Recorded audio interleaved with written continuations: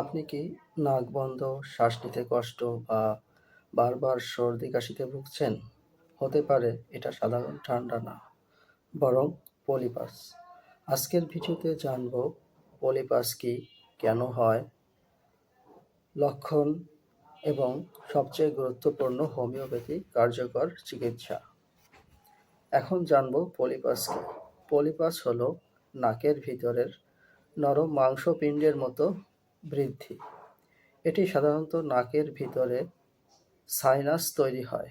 এটি ক্যান্সার না, কিন্তু অবহেলা করলে মারাত্মক সমস্যার সৃষ্টি হতে পারে। এখন জানব কি কি লক্ষণ থাকে। নাক সবসময় বন্ধ থাকবে, গন্ধ কম বা না পাওয়া, মাথা ভার লাগে, মুখে শ্বাস নেওয়া, নাক দিয়ে পানি পড়া, রাতে নাক ডাকা। অনেক সময় রোগী বুঝতেই পারে না যে এটা পলিপাস। পলিপাসের কারণগুলো কি কি? দীর্ঘদিনের অ্যালার্জি, সাইনোসাইটিস, ধুলোবালি, ঠান্ডা লাগা, ইমিউন সমস্যা। যাদের বারবার সর্দি হয় তাদের ঝুঁকি বেশি থাকে। এখন জানব হোমিওপ্যাথি চিকিৎসা।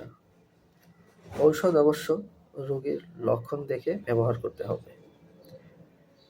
১ নম্বর ঔষধ হচ্ছে টিউরিকাম এমভি।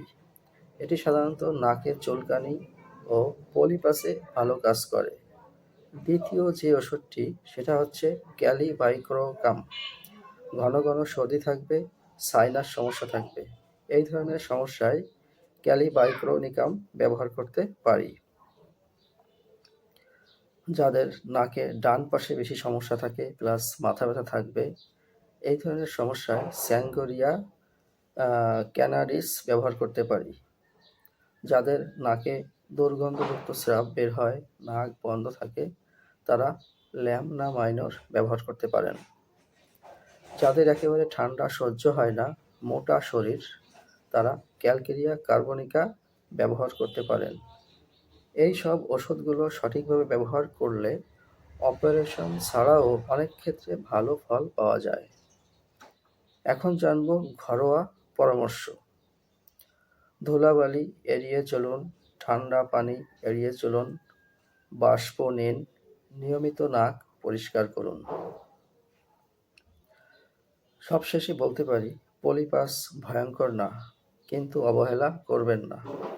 সঠিক চিকিৎসা নিলে অপারেশন ছাড়া সুস্থ হওয়া সম্ভব।